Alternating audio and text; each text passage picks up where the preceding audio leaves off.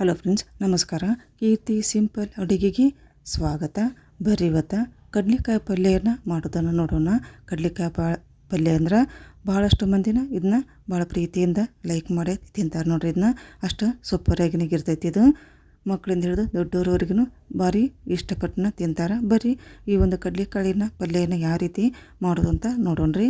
ನೋಡ್ರಿ, ರಾತ್ರಿನ ನಾನು ಕಡಲೆಕಾಳಿನ ಒಂದು ಬಟ್ಲಾಗೋಷ್ಟು ಕಡಲೆಕಾಯಿನ ರಾತ್ರಿನ ನೆನೆ ಹಾಕ್ಕೊಂಡು ಇಟ್ಕೊಂಡಿದ್ದೀನಿ. ಅಂದರೆ ಕುಕ್ಕರ್ನಾಗ ಹಾಕಿಬಿಟ್ರೆ ಭಾಳ ಬೇಗನೆ ಇವು ಕುದ್ದು ಬರ್ತಾವ್ರಿ. ಈ ನೆನೆಸ್ಲಿಲ್ಲ ಅಂತಂದ್ರೆ ಸ್ವಲ್ಪ ಭಾಳ ಟೈಮ್ ತೊಗೊತೈತೆ ರೀ. ಹಂಗನೂ ಕೂಡ ಹಾಕೋಬೋದು.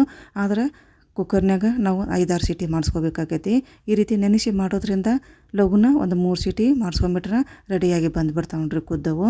ಈಗ ನೋಡ್ರಿ, ಒಂದು ಬಟ್ಲಾಗುವಷ್ಟು ನಾನು ಕಡ್ಲಿ ಕಾಳನ್ನು ರಾತ್ರಿ ನೆನೆ ಹಾಕಿದ್ನಿ. ಈಗ ನೆಂದಾವು ಚಲೋ ತಂಗ ಈ ಕುಕ್ಕರ್ನಾಗ ಹಾಕಿ ಒಂದು 3 ಸೀಟಿ ಮಾಡ್ಸೋಕೆ ಸೈಡಿಗೆ ಇಟ್ಕೊಂಡ್ಬಿಡ್ತೇನೆ ನೋಡ್ರಿ. ಇದಕ್ಕೆ ಕಡ್ಲಿಕಾಯಿ ಪಲ್ಯಕ್ಕೆ ಸ್ವಲ್ಪ ಮೆಂತ್ಯ ಸೊಪ್ಪರಾಗಲಿ ಪಾಲಕ್ ಸೊಪ್ಪಲ್ಲಿ ಹಾಕಿ ಮಾಡಿದ್ರೆ ಇನ್ನೂ ಇದ್ರ ಟೇಸ್ಟ್ ಇನ್ನೂ ಹೆಚ್ಚಿಗೆ ಹಾಕೈತೆ ನೋಡ್ರಿ. ಇವಾಗ ನಾನು ಒಂದು ಕಟ್ ಆಗೋಷ್ಟು ಪಾಲಕ್ ಸೊಪ್ಪನ್ನ ನೀಟಾಗಿ ತೊಳ್ಕೊಂಡು ರೆಡಿ ಮಾಡ್ಕೊಂಡಿದ್ದು ನೋಡ್ರಿ. ಈಗ ಅದನ್ನ ಬಿಸಿನೀರಿಗೆ ಹಾಕ್ಕೊಂಡು ಅದನ್ನ ಸ್ವಲ್ಪ ಕುದಿಸ್ಕೊಂಡ್ಬಿಡ್ತೇನೆ ನೋಡ್ರಿ. ಒಂದೇ ಕುದಿ ಕುದಿಸ್ಕೋಬೇಕಾಕತಿ. ಒಂದು ಕುದಿ ಬಂದುಬಿಟ್ರೆ ಸಾಕದು. ಈಗ ನೋಡಿರಿ, ಒಂದು ಕುದಿ ಕುದಿಸ್ಕೊಂಡಿದ್ದಾಯ್ತು. ಈಗ ನೀರು ಕೂಡ ಚಲೋ ತಂಗ ಕುದಿ ಹಾಕ್ಕೊಂತೈತಿ. ಸಾಕು, ಇಷ್ಟು ಕುದಿಸ್ಕೊಂಡ್ಬಿಟ್ರೆ ಸಾಕು, ಭಾಳ ಕುದಿಸಾಕ ಹೋಗ್ಬಾರ್ದು. ಈಗ ಇದನ್ನ ಮಿಕ್ಸಿ ಜಾರಿಗೆ ಹಾಕ್ಕೊಂಡು ಸಣ್ಣಗೆ ಪೇಸ್ಟ್ ಮಾಡ್ಕೊಂಬಿಡೋಣ್ರಿ ಆರಿದ ಮೇಲೆ.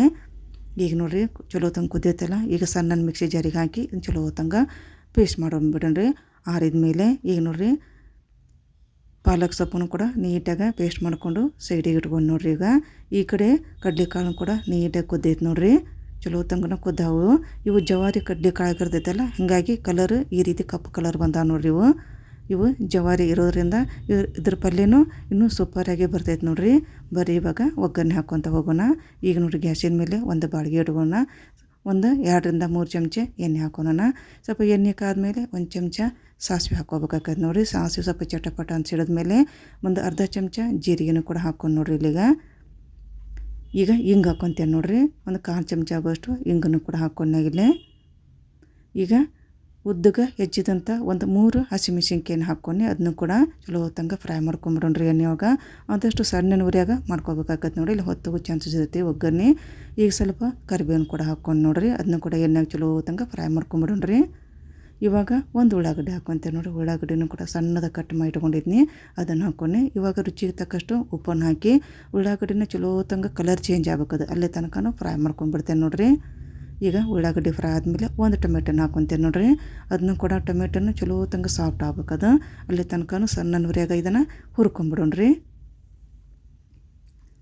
ಈಗ ಟೊಮೆಟೊನು ಕೂಡ ಚಲೋ ತಂಗ ಹುರ್ಕೊಂಡಿದ್ದಾಯ್ತು ನೋಡ್ರಿ. ಇವಾಗ ಶುಂಠಿ ಬೆಳ್ಳುಳ್ಳಿ ಪೇಸ್ಟನ್ನು ಇವಾಗ ಹಾಕೋಣ ನೋಡ್ರಿ. ಇದನ್ನು ಕೂಡ ಸ್ವಲ್ಪ ಹುರ್ಕೊಂಬಿಡೋಣ್ರಿ ಎಣ್ಣೆ ಒಳಗೆ. ನೀಟಾಗಿ ಫ್ರೈ ಮಾಡ್ಕೊಂಬಿಡೋಣ ಶುಂಠಿ ಬೆಳ್ಳುಳ್ಳಿ ಪೇಸ್ಟನ್ನು. ಇವಾಗ ಪಾಲಕ್ ಸೊಪ್ಪನ್ನ ನಾವೇನು ಮಿಕ್ಸಿ ಮಾಡಿ ಇಟ್ಕೊಂಡಿದ್ದಲ್ಲ ಅದನ್ನು ಹಾಕ್ಕೊಂಬಿಡೋಣ್ರಿ. ಇವಾಗ ಇದನ್ನು ಕೂಡ ಒಗ್ಗರಣೆ ಜೊತೆ ನೀಟಾಗಿ ಒಂದ್ಸಲ ಎಣ್ಣೆ ಒಳಗೆ ಚಲೋ ತಂಗ ಸ್ವಲ್ಪ ಫ್ರೈ ಮಾಡ್ಕೊಂಬಿಡೋಣ. ಅಂದ್ರೆ ಪಲ್ಯ ರುಚಿಯಾಗಿ ಬರ್ತೈತೆ ನೋಡ್ರಿ ಅದು. ಈಗ ನೋಡ್ರಿ, ಫ್ರೈ ಮಾಡ್ಕೊಂಡಿದ್ದಾಯ್ತು. ಇವಾಗ ಪಾಲಕ್ ಸೊಪ್ಪನ್ನು ಕೂಡ ನೀವು ಮೆಂತ್ಯ ಸೊಪ್ಪನ್ನು ಇದೇ ರೀತಿಯೂ ಕೂಡ ಮಾಡ್ಬೋದು ನೋಡ್ರಿ. ಈಗ ಪಾಲಕ್ ಸೊಪ್ಪು ಚಲೋ ತಂಗ ಫ್ರೈ ಆದಮೇಲೆ ಈಗ ಮಸಾಲೆ ಪದಾರ್ಥಗಳು ಹಾಕೋಣ.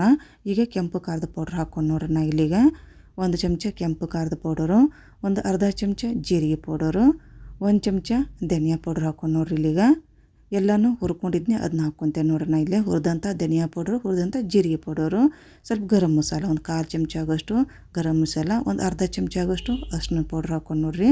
ಈಗೆಲ್ಲ ಒಣ ಮಸಾಲೆ ಪದಾರ್ಥಗಳನ್ನ ಹಾಕಿದ ಮೇಲೆ ಚಲೋ ತಂಗ ಎಣ್ಣೆ ಒಳಗೆ ಫ್ರೈ ಮಾಡ್ಕೋಬೇಕಾಯ್ತು ನೋಡ್ರಿ. ಸ್ವಲ್ಪ ಎಣ್ಣೆ ಬಿಡಬೇಕದು, ಆ ರೀತಿನ ನಾವು ಫ್ರೈ ಮಾಡ್ಕೋಬೇಕಾಗೈತೆ ರೀ ಮಸಾಲೆ ಪದಾರ್ಥಗಳನ್ನ. ಹಸಿ ಸ್ಮೆಲ್ ಎಲ್ಲ ಹೋಗ್ಬೇಕು ರೀ ಅದು, ಅಲ್ಲಿ ತನಕ ಸಣ್ಣ ಉರಿಯಾಗ ನಾವು ಫ್ರೈ ಮಾಡ್ಕೋಬೇಕಾಗೈತೆ ನೋಡ್ರಿ. ಇವಾಗ ಕಡಲೆಕಾಳನ್ನ ಹಾಕೋ ನೋಡ್ರಿ. ಕಡಲೆಕಾಳನ್ನ ನಾನು ಏನು ಕುದಿಸ್ಕೊಂಡು ಇಟ್ಕೊಂಡಿದ್ದೆಲ್ಲ ಅದನ್ನು ಹಾಕ್ಕೊಂಡು ನೋಡ್ರಿ. ಈಗ ಮಸಾಲೆ ಜೊತೆ ನೀಟಾಗಿ ಒಂದ್ಸಲ ಮಿಕ್ಸ್ ಮಾಡ್ಕೊಂಬಿಡೋಣ್ರಿ. ಇದನ್ನು ಎಲ್ಲ ಮಸಾಲಾನ ಇದ್ರ ಜೊತೆ ಹೊಂದ್ಕೊಂಗ ಮಿಕ್ಸ್ ಮಾಡ್ಕೊಂಬಿಡೋಣ. ಈಗ ನೋಡ್ರಿ, ಎಲ್ಲ ಮಸಾಲ ಹೊಂದ್ಕೊಂಡು ಮಿಕ್ಸ್ ಮಾಡ್ಕೊಂಡು ಈಗ ಕಟ್ ಹಾಕ್ಕೊಂತೇವೆ ನೋಡ್ರಿ. ಕಡಲೆಕಾಳದ ಕಟ್ ಏನು ಬಂದಿತ್ತಲ್ಲ ಅದನ್ನು ಹಾಕ್ಕೊಂಡು ನೋಡ್ರಿ. ಈಗ ಹಾಕ್ಕೊಂಡು ಒಂದ್ಸಲ ಚಲೋ ತಂಗನ ಉಪ್ಪು ಖಾರ ಹಿಡಿಬೇಕು ಕಡಲೆಕಾಳು, ಅಲ್ಲಿ ತನಕ ಸ್ವಲ್ಪ ಕುದಿಸ್ಕೊಂಬರೋಣ ನೀಟಾಗನ.